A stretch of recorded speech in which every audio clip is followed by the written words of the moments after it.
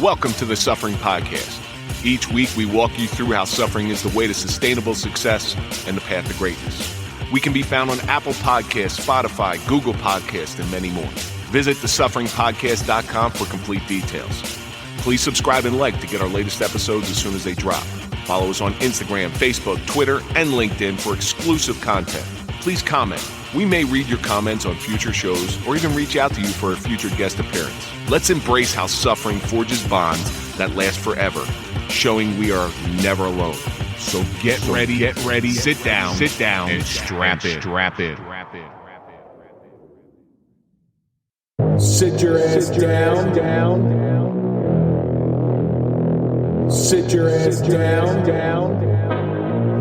Let's talk about the suffering. It's time to start the pain.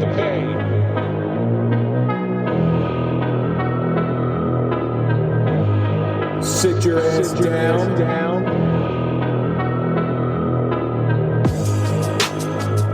Sit your ass down and strap in. This is gonna hurt.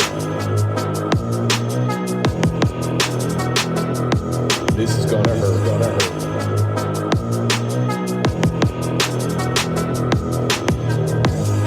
Let's talk about the suffering. It's time to start the pain. This is gonna hurt. It's time for the Suffering Podcast.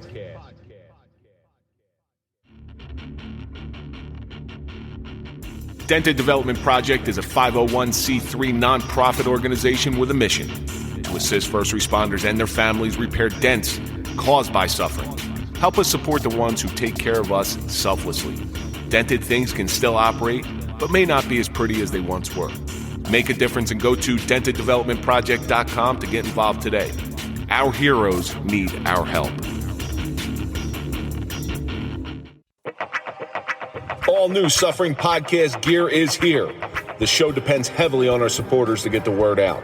Let people know that suffering is a team sport and no one is alone in their struggles. Wearing the Suffering Podcast merchandise accomplishes that goal. Check out our store at thesufferingpodcast.com or check our show notes for the link.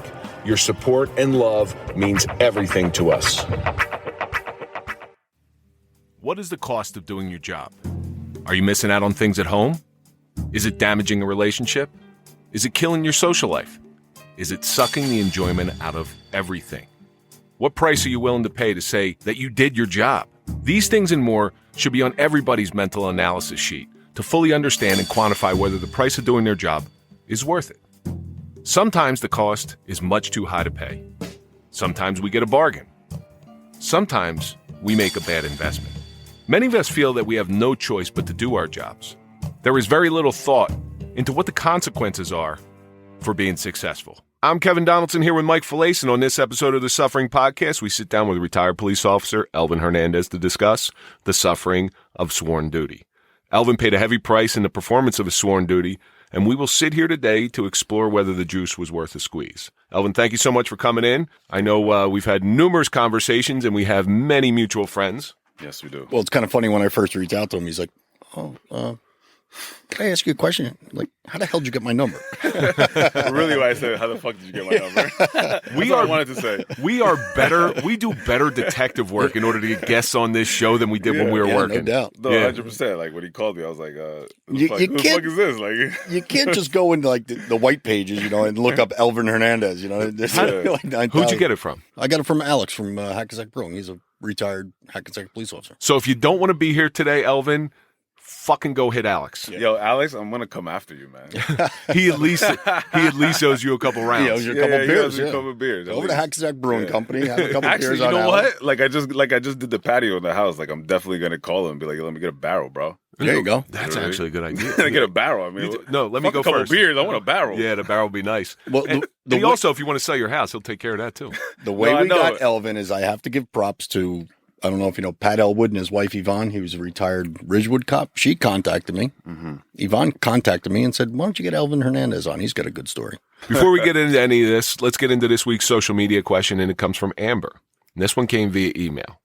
It says, do you ever check the validity of the stories of the guests that you bring on the show? This is a question more for Mike and I, Elvin, but your story in particular, why don't you tell the audience how we verified your story? Well, from what I understand, we verified it because during group, correct? Like, basically Miguel was Miguel Molina, who was a friend of ours, yes. Yes, Miguel Molina, who was involved with my situation. He was in your group, right? Yes, he was. And then that's how you got the validity of what happened. It's coming straight from Miguel. So there's no bullshit with that. There's no bullshit with that. I mean, like, he's not going to sit there and... you could read the newspaper articles and they're half right. Exactly. So, right, but for us, we rarely do that. Like, you're an odd situation because we know the backstory of it just because we're intimately involved. But, Mike, we don't normally vet people when it comes to that. It's not really about vetting these people. It's we hear a story and we contact those people. And it's their story. From their perspective. From their perspective. That's exactly it. I mean, it's their story from their how they perceive it. Right. And we bring them in here, let them tell their story. And if it helps them out, it helps them out. If it helps someone else out, it helps someone else out. We're not here we don't have time to do backgrounds on all people. And that's why we don't bring up names. We don't bring up names because we don't want any legal troubles. However, I mean, there's a basic way that I do it. I'll do what's called maybe a statement analysis, which is a real quick thing where I'll tell you, hey, tell me about your day. I don't know if either of you use this in police work, but it was really effective. So if you suspected somebody of lying to you, you tell them to start with their day from the very beginning. Like, what'd you have for breakfast? How'd you get in your car? And they'll tell you the most intimate details all down the line of what happened until they get to the point, whatever offense happened. And then they'll go, oh, and I did this. And they'll brush right over. And then they'll go right back into detail. Yep. Aside from that, and that is very rarely done. Aside from that, if you tell me you got a good story, and I think that story can help somebody else going through something similar, it's not my part to say what's real and what's not real. And it's not for us to call the victim. Right. And say, we're not investigative reporters. Exactly. Yeah, we're not investigative reporters. So, Amber, I hope that answers your question. I know Mike and I have had certain guests on where we've gotten some flack on it. This isn't 100% accurate. And I respect those decisions. We're never here to injure anybody or hurt anybody. If something that we have on the validity is in question, their story did definitely help other people. We have had some people where when they left, we said, there's more to the story than they're letting out. Yeah, and usually there's three sides to every story. Exactly. There's your side, my side, and the truth. That's what I was going to say. You know what I mean? Like, you can't really know how deep it goes unless you were in that situation, unless you were there. Right. So really, you're going to get what that person perceived that day, right? And if there's another person there, you're going to get what that person perceived, and then there's the 100% truth, which really, you can't really pick and point. Your story is all subjective. Mike's story is all subjective. Mine is as 100%. Well. 100%. Everybody's story is subjective. There is no third-party overwatcher looking over all of us. You're not going to make everybody happy. And just getting to that point, during your incident, have you talked to people who said, oh, yeah, I was there, I saw this, I did that, I saw it. And they were nowhere near it. So now that's their perspective of the story. Mm-hmm. I've had guys tell me, oh, yeah, I was the guy that tried to open a door. No, you weren't. Yeah. No, you weren't. You could tell your friends that, Oh, my God. You know what? You're right. You're right. Somebody we know, I don't know whether they're there or not, said they were there. Oh, yeah. Yeah, I who the hell knows? Yeah. So, Elvin, we got in contact with you. Maybe I won't want to say it's underhanded, but maybe it's not as direct as we would have liked. Yeah. But we did want to highlight your story because you got something very interesting. But again, before we get into your story, you've been listening to the Suffering Podcast. Yes. And I'm interested to find out what your thoughts are. Well, so far, I really like what I'm hearing. The two that I listened to was your story, Mike, right? That's because you fucking got his name in a dirty way. He just busted your balls on air. And Mike, I'm just so bad with fucking names, man. I'm so good with faces. So handsome and ugly. Let's go by that. Go by that. Yeah. So basically, I listened to both of them, and it was pretty intense. It was funny because I was listening to it while I was in bed. I put the kids to bed and everything like that, So my wife caught some glimpses and she was like, what the fuck? You know what I mean? Like, I was like, yeah. I was like, there's some fucked up shit in here. You know what I mean? But definitely brought back some memories. And like a lot of the things that you guys said, are related to, all of our situations are different, but they're more in the same.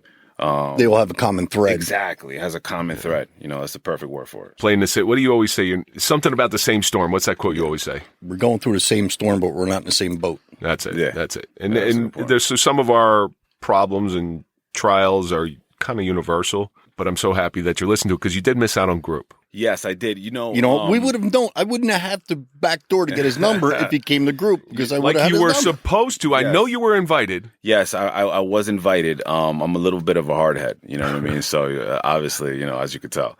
But yeah, so it was just tough because Alex had told me about it. A couple other guys had told me about it when it actually happened, the incident. And I just didn't know how I felt about it, being in a room full of other people talking about it. That was the only place for me where I could talk about it. I mean, that's, listening to you guys, I'm like, damn, I wish I would have gone. And, there's just still a chance that like I said, I might show up one day and just be like, hey, what's up? We haven't had one in a while. I was hesitant about going to group also because I didn't, like you said, you don't want to talk about it. But when you get around if you're like-minded, if you're telling your story to a group of people like non-cops, regular civilians, you feel uncomfortable talking about it, because they don't really get what you went through. Yes. When you're with cops or like-minded cops that have been in similar situations, very easy to talk about it there. Yes, and now that I see, now that I hear you guys, I'm just like, damn, maybe it would have. This is what it was like, by the way. Yeah, but that's what I'm saying. It just seems like it would have been a good way to get some things off the chest, and other people in similar situations could be like, you know what, I could relate to that. Nobody judged you. You ever. think you're fucked up because of some of the feelings you get. When you go to group therapy, you know that other cops are feeling those things that have been through those situations. You realize, No, some of those guys in there are really fucked up, and it's got nothing to do with the shooting. They were fucked up before the shooting. Yeah, 100%. I think honestly, I think we're all broken. No, right? No, we're dented. Yeah, we're not broken. Yeah, exactly. Okay. So this is how group would start. The Dr. Stefanelli would pass out a list, and you'd have to write your name, and he'd get the list back, and he's like, okay, bend over. Mike Hunt, Oliver clothes off, Mahatma pants. I jeep my drawers, and most of the time I may have did one or two, but I got blamed from all. Again, what does that do? You're coming into a room, especially for a new guy, coming into a room. You're going to have to talk, or you're pretty sure you're going to have to talk. So what is that? It breaks the tension just like that. Yeah. And then you see us having fun, but for a long time, that's the only place I felt normal. I looked forward to going a lot. I envy you guys now. I'm like, damn, maybe I should have came. You know what I mean? Fuck. Because sometimes you're talking to these people and it's like, and that's where I shut off. That's why I shut off, is when I started talking about it to people that didn't understand. That's exactly. Therapists or civilians? I'd say both. Both, because it's not like I'm gonna go up to a person and be like, hey, I went through, you don't do guess that. what? You get what I'm saying? But as we get into the story, you're gonna see that, I mean, fuck, you Google my name and now my fucking face is all everywhere. So they know, you know what I mean? So it's like they're kind of asking questions, and you're kind of just kind of dancing. You're kind of dancing around, how old are you? Right now I'm 35. You're 35. Oldest guy in the room again. Well, that's not hard, man. Yeah. Fucking Mahatma Gandhi could be in here. You'd be the oldest guy. Yeah. You look pretty good for your age, though, man. Ain't gonna lie. For your age. Yeah, for my age, exactly. That's a good caveat on the end of that. But you get that question all the time because I retired. You collecting Social Security? So no, not yet. Oh, I'm only 56. Nice. That was a good one. Collecting a pension now. You probably get the question all the time because you're young. Oh, wow, you're really young to retire. Yeah. That's the number one question I get all the time. Yep. And it's like, I get it in my current job. You know what I mean? It's like, you're proud of what you did, so you want to say that, like, oh, I'm a retired police officer. But boom, the next question comes like, damn, man, you look pretty young. You did good for yourself, huh? I'm like, when'd you get the job? When you were 12? Yeah, exactly. So it's kind of like, it just opens up to questions you don't really want to answer. Right. You know what I mean? Especially to people that, and then you kind of say a little bit of what happened. They're like, oh my God, and they'll start asking you really inappropriate questions. I just really got that inappropriate questions. Like, it's crazy. And like, I don't, like I said, like I'm a pretty cool, person. So like, I'll say a little bit of certain situations, but like, I don't really want to go into detail. You get what I'm saying? I used to just tell people I got hurt on the job. Yeah. Got hurt on the job. I did tell one person I had an injury on the job and I had to retire from it. I did tell somebody once that because I was in one of those moods. I said, "Yeah, they were firing all the homosexuals, so I had to leave the job." Oh wow! And it just shut them down. Like they didn't want to say anything else. Yeah, that's cool. I mean, you're a big fucking guy. I mean, who the fuck is going to say something to you? But you know what I'm saying? Like, he's a pretty big guy. But you think about that. So if I tell them I retired because of a shooting, they'll ask you every question in a book. Oh, did you kill him? Did you do it? Yeah. But if you tell somebody, oh yeah, my department fired me for being a homosexual, everybody's sort of like that. All of a sudden is hands off. Yes, that's definitely hands off. They're probably going to walk away and be like, I'm out of here, guys. So that might be something you want to know. If I do that though, if you're then secure it might enough, 100%. But that might backfire on me. Somebody hit on you? Yeah, you know what I'm saying? Say, no, I'm married. My bitch is at home. I was gay back then when I was a cop. I turned my life around. You guys are fucked up. But I slept with some girls on the side, not to be all the way gay. No, I can see where this is going. This is gonna get There's a lot of gay stuff. Just getting back to that. No, Mike doesn't have any hair, so we're good. Me either, man. I'm just covering my head right now. Finally, there's another ball guy there. But it's funny when someone says, oh, you retired young. What happened? You say like I was involved in a shooting, and I'll say, oh, do you mind talking about it?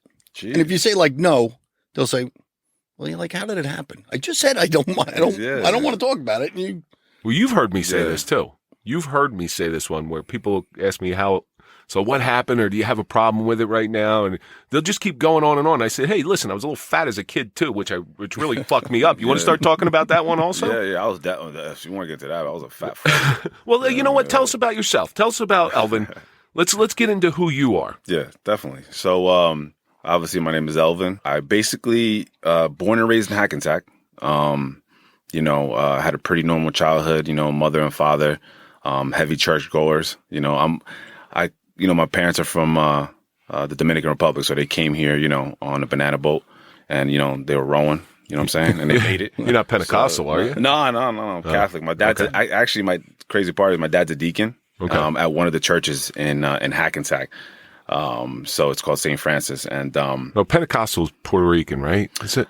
I don't know, man. I don't know. I just know they carry knives. Yeah, that's all I know. Pentecostals. We carry machetes. They carry knives. But Dominicans with machetes, they could slap you on the ass with it and not even make a mark, except for a slap mark. Yeah, right. I've seen them get those coconuts down out of the trees when you're walking on the beach. Hey, man, they know how for real. Chop down a coconut and pour some rum in it for you. But so when they came straight to this country, they grew up in the Dominican Republic. They came here with nothing. You know what I mean? My grandfather came here first. He started, he was a dishwasher, and then little by little he brought all his kids over here. You know what I mean? 7 of them. Man, they got to get a new hobby. Yeah, right. It's crazy. It's crazy, man. That's how it is. That's how it is back in the day. I don't have many sports in Dominican Republic. They play baseball a lot. So they just have a lot of kids. Yeah, exactly. No cable. No cable. No, and a lot of places. No lie, man. It's fucked up over there. A lot of places like the water. It's in and out, and electricity goes off all the time depending on where you live in. And but they get used to it. But when I used to go there, I haven't been there in a while. But when I used to go there, it was very eye opening. You know what I mean? You appreciated what you had here. Yeah, 100%. You know what I mean? And you see what they go through, and then you come here, and I lost power for a few days. I thought I was gonna freaking die. Yeah. You know what I mean? Right? I mean, we get used to these little things that we don't appreciate. They came here. My dad started off as a factory worker. I don't know the name of the factory, but he was a factory worker, and I don't really know what my mom did, honestly. I think she just was with my father, like taking care of us for a while before she became a bus driver for Bergen County for the senior citizens. Now, the big question with Dominicans that I always ask, what part of the Dominican Republic are they from? Because you range in skin tone from very dark to very light. It's crazy, right? Like, because I'm like, when people meet me, they're like, nah, you're not Dominican. Either like they think I'm Puerto Rican because I'm bald with a beard, right? So they think I'm Puerto Rican, right? And I'm light skinned, right? Or they think I'm Italian. Right, so I can see the Italian. I can see the Puerto Rican too. Yeah, a little bit, but I never get, Dominican. But my parents, honestly, look, like European, man. They're white, like they're really pale skin. But then, which they came from the Bonao. Bonao is like a mix. Bonao is it's like light skin, but mostly darker skin, right? So from my father's side, they're mostly light skin. From my mother's side, they're mostly light skin, but then there's some dark skin. So like, you know what I mean? Like I have some like basically like really dark cousins, and I got some really light cousins. It's the Dominican lottery. That's what it is. Just take your chances. You know what I mean? So, I've been to Punta Cana. There's quite a few dark ones there. Yes. No, they're all over, man. And you don't know if they're from Haiti, or when you get up to the resorts over there, which most people go to the resorts, you don't know if they're from Haiti or from, Dominican Republic, because they basically, they look the same down by the resorts. You know what I mean? No kidding. Yeah. So it's pretty cool. But yeah. So my dad, my dad bought a bodega in Hackensack. So he was there for 30 years. So he was a staple like in that area, which is the south part of Hackensack, off of Fair Street. It's called Hernandez Food Market. Like, a lot of people that lived around that area knew about it because you got the south and the north. So he was more like in the south side. That's what you appreciate people who come to this country because they're willing to work in a factory, which probably sucked. Oh my God, 100%. It probably Like sucked. you said, his grandfather was a dishwasher. And then come here to be enterprising and be entrepreneurial, save up enough money, squeeze that quarter till the eagle screams, and then eventually buy their own business and be their own boss. Which is kind of cool, because when I saw him, he first started there with a partner, and they worked together for about 5 years, and then my dad bought him over. Because he had bought another place, and my dad was like, "Well, let me just buy this from you." You know what I mean? And he was his own boss for a very long time, and he I saw a lot of ups and downs. You know what I mean? But my dad was a very hard worker. He was big into religion. You know what I mean? Catholic. Like diehard. Tithing. Did the old tithe 1/10. Yeah. It's they were that's my life. Like I was in church all the time. Like. All these and Spanish church is different from like the English part. I've been to Spanish church. Yeah, Spanish church, they're dancing and they're like, they're playing music and it's. But it's always the electric piano. Yes. Yes, the electric piano and the guitar and they're all singing and kumbaya and shit. Didn't you ever see that Dave Chappelle skit where he goes out and he sees what type of music people react to, like the white people react to guitar, and then he goes to a black barbershop or black and Spanish barbershop and he tries to play the guitar and it's John Mayer playing the guitar and everybody's sort of looking at him like, shut the fuck up, right? All of a sudden he whips out the drums and all the black people start dancing. And then he plays the electric piano and all the Spanish people start dancing. It's crazy. So, it's crazy. Yeah, but every church will have its own little, like black churches they're amazing. I love going to black churches. They are and it's fun. And you know what? They, that's how they keep it fun, right? Like, that's the one thing that, used to piss me off sometimes because they used to make us go like, my parents would die hard. Like anybody who's listening to me, like you miss now, church, you're going to hell. Like for real, like they like put the fear of God in me, man. Like I used to do like something little. I'm like, oh damn, I'm going to fucking hell. Fuck. You know what I mean? Like I'm going to hell, man. It's over, like it's like they it's crazy, like that, everything was reading the Bible, doing the rosary at night. It was very like strict in my house. You know what I mean? But, there's some good and bad that comes with that, Let me ask you something. When you watched Goonies when you were a kid. Oh, wow. I haven't watched Goonies when the pirate time. ship's going and it says, Holy Mary, Mother of God. And like out of my mouth will come, pray for our sinners now. Yeah, you go through. It's crazy, See, that's Kevin's like genre of movies. He watches like Goonies like 3 times a week. And then I meet the real life sloth. Is that the way? Is that the movie that goes, "Hey, you guys"? Yeah. I partner up with the real life sloth. Yeah. Jesus Christ! You move into police work, and now was that a shock in the area that you grew up in? I mean, I come basically. I would be like the first generation of police officers. It was funny because me and my cousin Chris, who's a Port Authority cop. That's my brother. He's a rich kid then. I'm sorry. He's a rich kid. Then. No. He's great. No, he's making bread right now. You know what I mean? But and I have another cousin, Al. He's in the state police. So we all wanted to be cops, right? So we were like taking tests like crazy, like, you know what I mean? Like I always wanted to be a cop since I was a little kid. Like, people, it's a cliche thing, right? And people say like, oh, I always wanted to be a cop.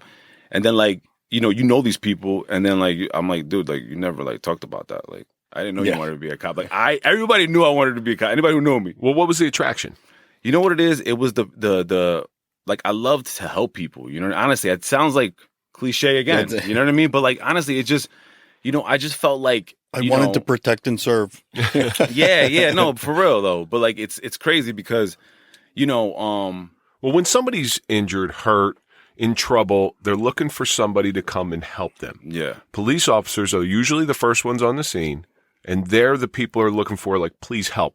Please 100%. Just tell me what to do and I'll do it. Yeah. So it's a good feeling when it comes. Yes, 100%. And like I said, like I saw my dad like help so many people. Like my dad was one of those people that these like a lot of people would come from the Dominican Republic and he would set them up, like, you know what I mean, with people and help them, in certain ways. And I saw that and like, I admire that, you know what I mean? And I just felt like, like born and raised in Hackensack, like my dream was to be a cop in Hackensack, but it's so hard because people don't understand, like, it really is the luck of the draw. Like, you got to take this test. You got to score really high. And I was a shitty test taker, you know what I mean? So, like, but I just never gave up. I started taking tests when I was 18. As soon as I got out of high school, I turned 18, I started taking tests. And how old were you when you got on? I was 28. I took my first test at 18, and I turned 30 in the academy. Yeah, so it was like, it was rough, because, you're in and out of these jobs. And, I always did well, in sales, so I was in sales for basically until I got on, but. Boy, you go from sales to police work. What a vastly different, because I did do sales. Mm-hmm. What a vastly different world. You go from having to really grind to now you got a job that is secure. Yes. You're going to get a paycheck. You're going to get benefits. And it's not that you got to rest. You have to constantly learn. Especially not in the beginning. But you don't have to hustle the same way as you do in sales. 100%. And you just feel like you're going to be in this place for, 25, 30 years. And it's something that... Stability, I think, is the proper word. Stability, exactly. Yeah. Where, it was a struggle. Yeah, in sales, you don't know this week I'm going to do well, and next week I might not do so well. Exactly. But like, it's funny because all three of us were taking tests. You know what I mean? And we would take the Bernstein classes and what was the other one? Del Bagno, Princeton Learning School. I never took a test. I never took a class. We took 2 classes together, and but half of the fucking classes, me and my cousin were just fucking around. You know what I mean? So I was like, paying all that money and just fucking around. And we took it seriously, but like. I got ADD, man. The teacher started talking. I'm just like, and just really bad. You know what I mean? So I was never really really good. It's kind of like going to a class after you're on, where pretty much the class is just you joking 100%. Around and fucking around. And I just had common looking sense. at your watch, saying, "What time is this instructor going to let us out?" Exactly. But really, it's just like I had the gift of gab from sales. You know what I mean? I'm really good with people. I just felt like that would that was going to benefit me a lot. On the job. It's funny. You started taking tests at 18. Did you take tests with people who got the job and you didn't? Like 100%. people that didn't that piss you off? You know what? I used to tried piss so me. hard to be happy for them, but it was really hard to be happy because I'm just like, because you know what it is like half of being I would say like 75% about being a cop, right? Is you got to have common sense and you got to be good with people. And you see some of these cops and I'm like, wow, like you are not good with people. Yeah, exactly. And you do not have the gift of gab.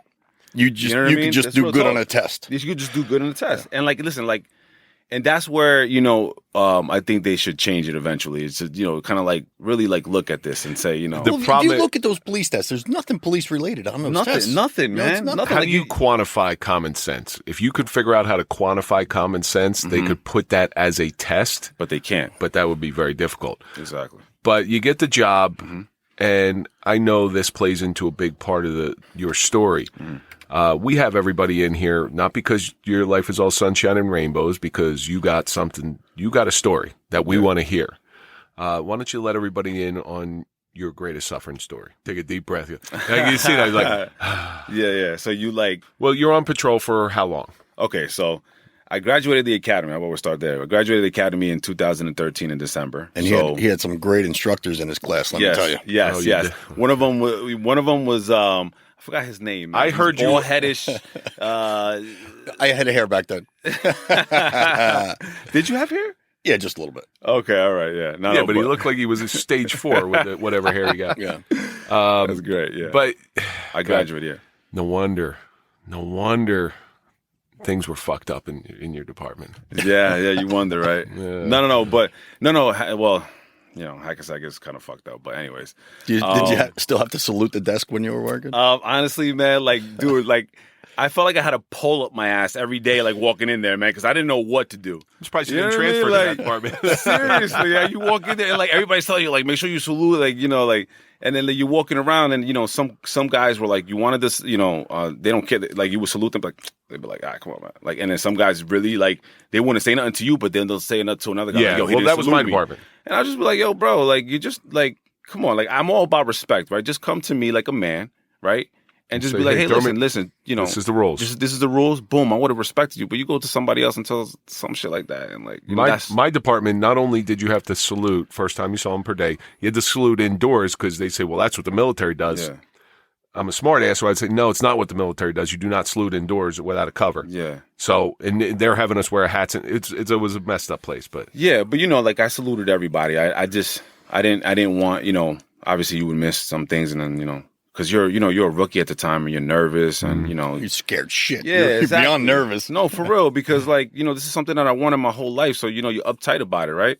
You know what I mean? You want to do really good. So when you want to do really good, you put a lot of pressure on yourself, So, but basically I graduated in December in 2013.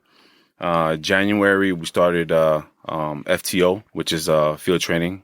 Well, you get an FTO, a field training officer. I started with him, and I don't want to say any names, but he know who he is. You know what I mean? Like as far as he was great. And then Well, if you were complimenting him, I'm pretty sure you could say his name, but that's up to you. yeah. I mean, it's Officer Alan Borntrigger. You know what I mean? Like he told me don't mention the things. name of the jerk off instructors you had in the academy.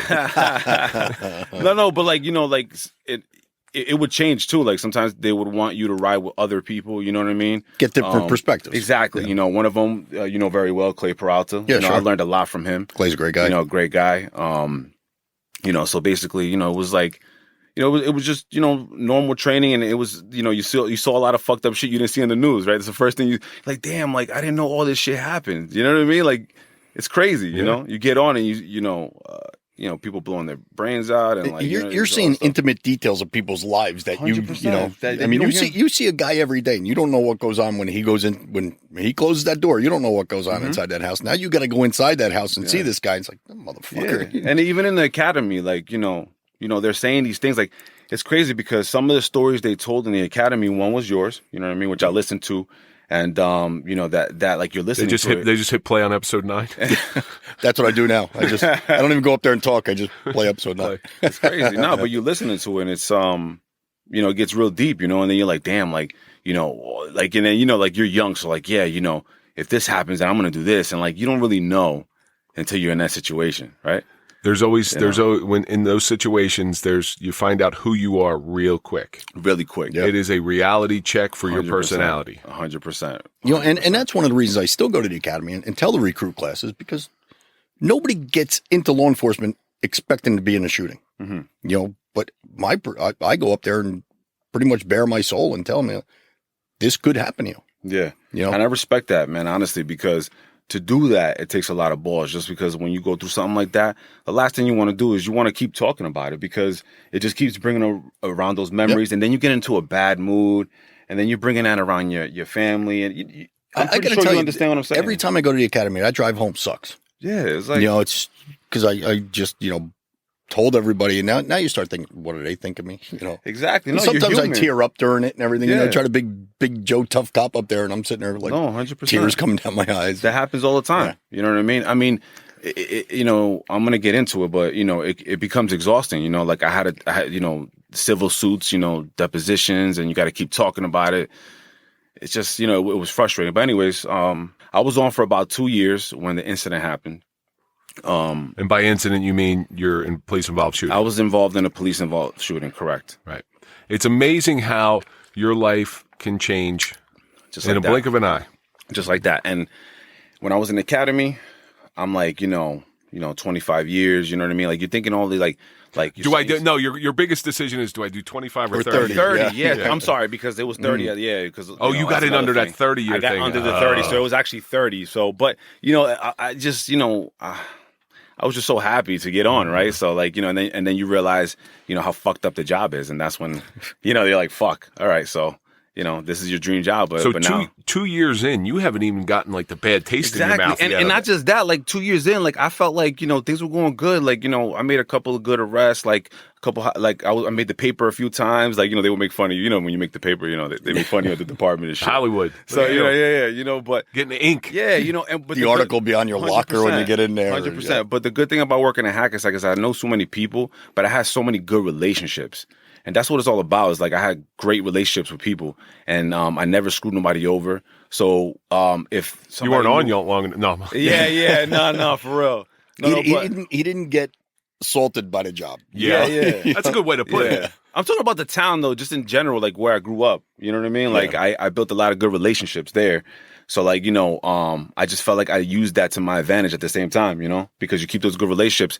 When you're looking for somebody, you ask them, hey, you seen this guy? Yeah. Oh yeah. I'll give you a call when I see him. I see him all the time. Right. So you get that phone call and he's like, yeah, they're over here. You go pick him up and then you look like a superstar. Right. So, it was kind of cool, but yeah, I was on for about 2 years. And, just before I get into the incident, I'm going to go back to when you were talking in the academy real quick.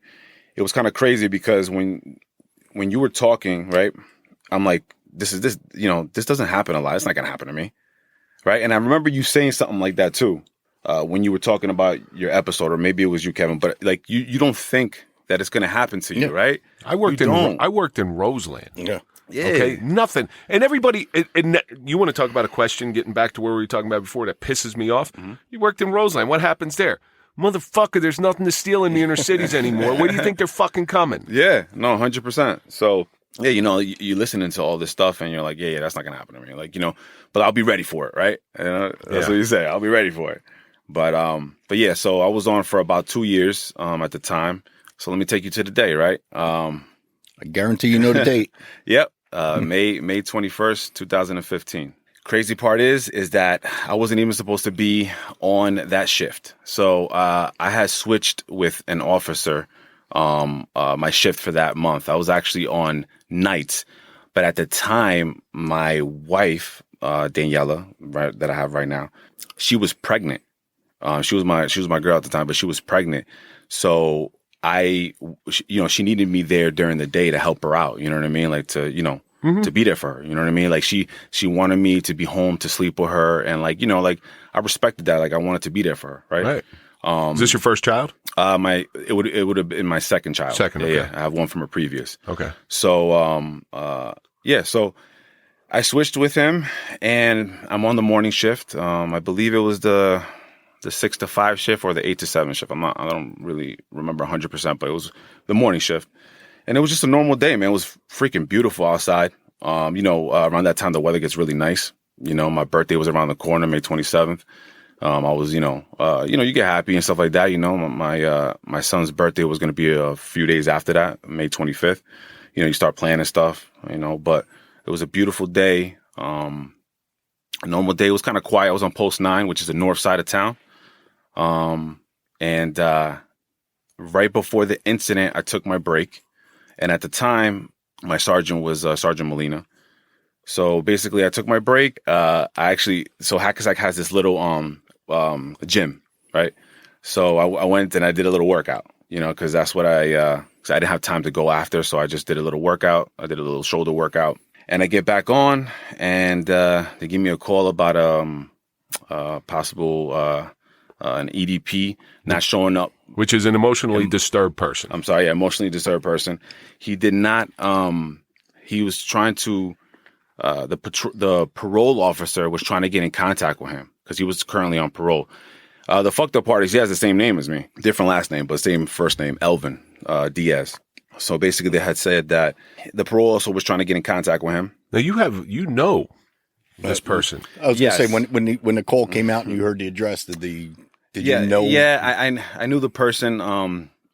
So Elvin is, I would say, I didn't know him that well. I knew more his brother. His brother was Kelvin. Wait, Elvin and Kelvin? Yeah, it's crazy, right? Oh, wow. So I knew Huey, Louie, and Duke. So I knew like a lot of his family members. You're vaguely related to them? Yes, basically, he would be like a distant cousin. You know what I mean? But which is the whole reason I want everybody to know something, a little backstory.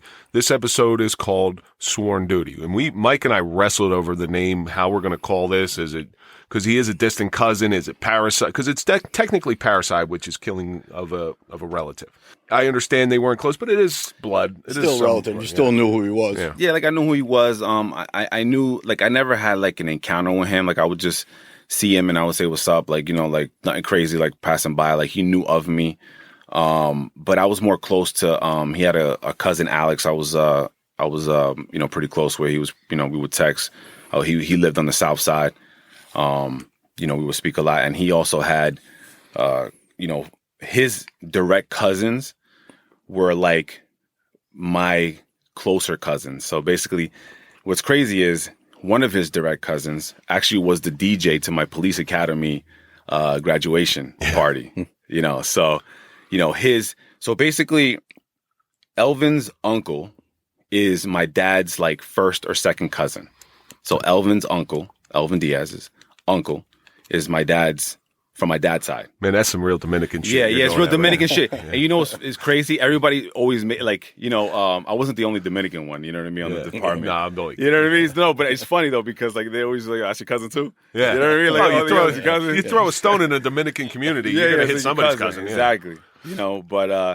But yeah, that's just because they got too much time on their hands over there. Yeah, and what's crazy is I used to call him uncle, like Theo. You know what I mean? Like his uncle. Like. They lived pretty close to me, a couple of streets over. I grew up on the south side of town, off of Standish, Standish Ave, off of Polyfi Road. But basically, big hill, right? Yeah, that big hill, yeah. The training hill, all the Hackensack people used to go there and train. But yeah, so, we were, like, I knew his family, better, you know what I mean? But, it was just like, the thing is, I knew just before I was going there, like, I just didn't have a good feeling just because he was very resistant towards officers in the Hackensack Police Department. Authority, specifically. What was he on parole for? Well, he was on parole. I don't know specifically what he was on parole for, but I know that just a few months before that, he assaulted pretty bad and I think broke his arm, one of our lieutenants, just for questioning him about, he was in the area of a robbery at the time, and they had stopped him, and he beat on him pretty bad. So I knew that that's just for asking a few questions. You know, he wasn't even under arrest. He just said, "Hey, listen," it just got. So you already know it's a serious guy. Yeah, I just didn't have a good feeling, I would say. So you show up. Walk me through the incident itself.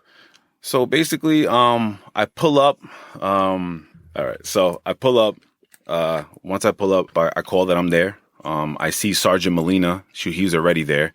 And there was another officer, Nino Gallerini.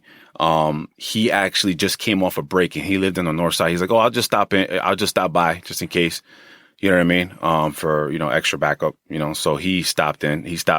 And I saw Sergeant Molina going up the stairs. So, I walk up behind him, and basically the first door that we knock is on.